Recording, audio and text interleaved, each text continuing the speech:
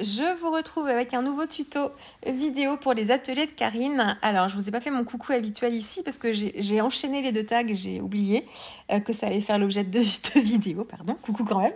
Je vais travailler en fait le tag qui va aller avec le précédent.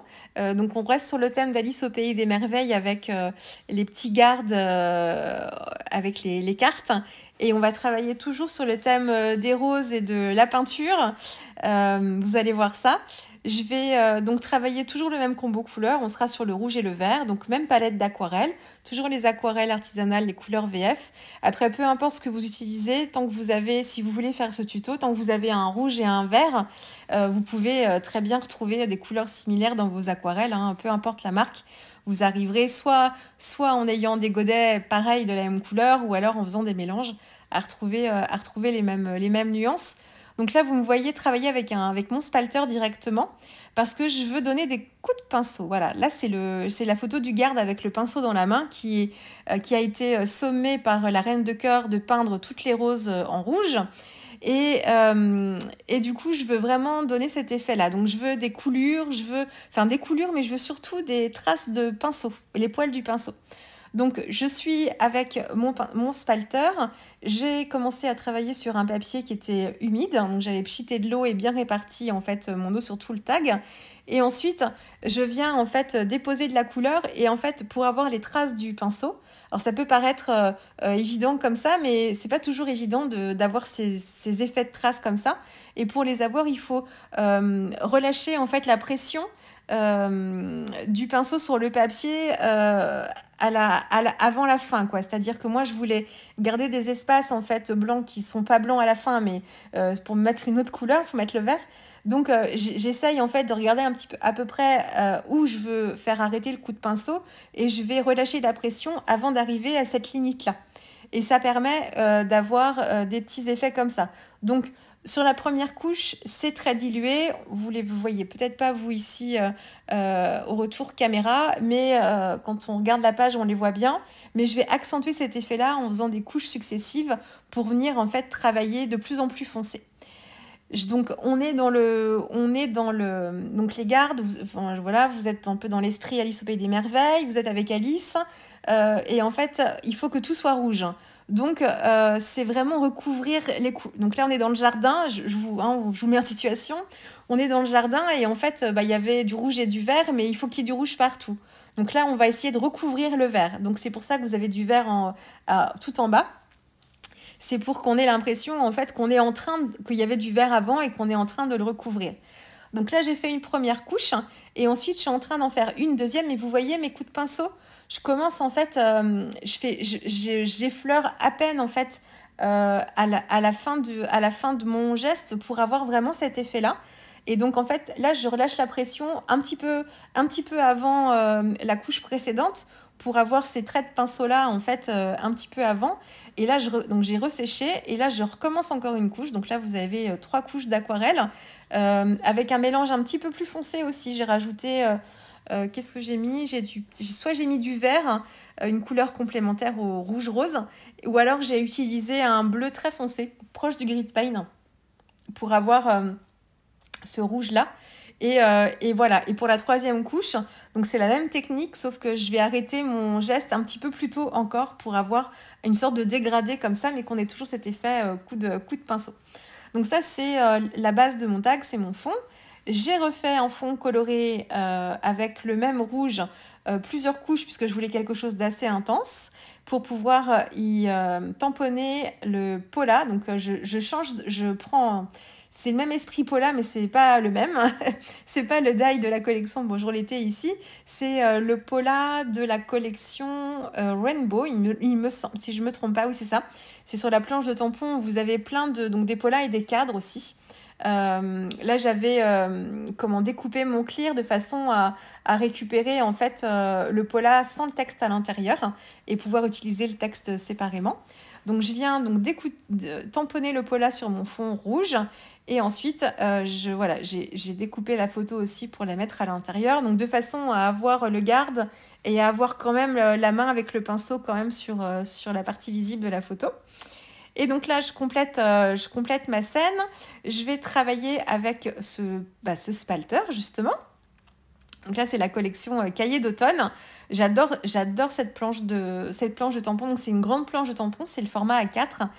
C'est une planche de tampon sur l'art et la créativité en général. Vous avez des tubes aussi qui sont assez gros en plus. Donc, on peut bien se faire plaisir. Donc, on a des pinceaux aussi. Vous avez des gros pinceaux ici. Vous avez un plus petit pinceau aussi sur l'une des planches Rainbow aussi, il me semble. Sur la planche avec les polas, je crois, si je ne me trompe pas. Bon, là, j'ai choisi vraiment les gros. J'aime bien leur tête. Ils sont tout dodus comme j'aime bien. Donc, je travaille le bois déjà avec... Alors, j'ai pas d'aquarelle marron dans mes aquarelles artisanales, là, les couleurs VF.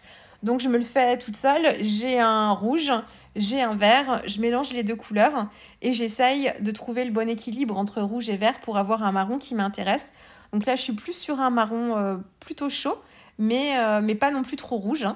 Donc ça, c'est la première base. Et ensuite, je viens intensifier. J'ai un godet de noir qui était il s'appelle Caviar, celui-là, avec quelques paillettes dedans. Il était sorti pour des fêtes de Noël il y a quelques années de ça. Donc il est assez festif, mais les paillettes sont assez discrètes en fait. Donc voilà, donc je l'ai utilisé pour marquer les ombres, comme j'aurais pris du gris paint par exemple. Et j'aurais pu prendre aussi, j'ai une autre couleur qui s'appelle Sakura. Non, c'est pas Sakura. C'est un gris orage très foncé qui aurait pu aussi me servir. Mais voilà, j'ai pris le noir. C'est histoire de tester mes couleurs aussi. Et c'est une couleur que je n'utilise pas beaucoup. Donc voilà, donc je marque les ombres. J'hésite pas à faire 2 couches là encore. Parce qu'une fois sec, c'est trop clair pour moi. Donc je recommence une petite couche et je fais exactement la même chose. D'abord, j'applique ma couleur marron et ensuite, tant que c'est encore humide, je viens mettre un petit peu de noir sur le côté, donc là le côté droit du pinceau, donc un petit peu sur la base du pinceau, là où les détails sont les plus fins, et je remonte comme ça sur tout le côté droit du pinceau pour lui donner un petit peu de volume. Et puis là, je vais travailler, alors je sais plus comment ça s'appelle, la virole, ce qui retient les poils du pinceau, je crois que ça s'appelle comme ça, je suis pas sûre. Je crois que oui. Je vais la travailler avec un gris un peu acier. Donc là, je suis avec justement mon godet de noir, mais plutôt dilué, je crois. Que j'ai dû faire, je crois que j'ai fait ça. Plutôt dilué pour avoir un gris. Et là, encore une fois, je travaille mon dégradé d'un côté. C'est-à-dire que je vais avoir une couleur un petit peu plus intense. Là, j'ai dû faire, comme pour le manche, du pinceau, j'ai dû faire plus foncé à droite et puis je fais mon dégradé en allant vers la gauche. Là encore, peu importe quel côté vous le faites, hein. Là, on s'en fiche de la source de lumière, encore une fois, on est sur un tag avec, on est dans l'esprit créatif, mais pas dans le côté réaliste du tout, donc on fait voilà, comme on le sent. Et puis ici, pour travailler les poils du pinceau, donc je voulais qu'on ait pas forcément les poils du pinceau entièrement rouges. Donc j'ai fait comme ça un dégradé. Donc j'ai utilisé une première technique, mais qui n'a pas été concluante du tout, ou du moins pas assez contrôlée, parce que j'ai mis un peu de rouge et j'ai voulu flouter tout ça en rajoutant un pchit d'eau. Mais ça a fait baver un peu l'aquarelle qui était qui était sèche pourtant, mais ça l'a fait réagir un petit peu. L'aquarelle sur le manche du pinceau. Donc je me suis dit, bon, pas une bonne idée du tout.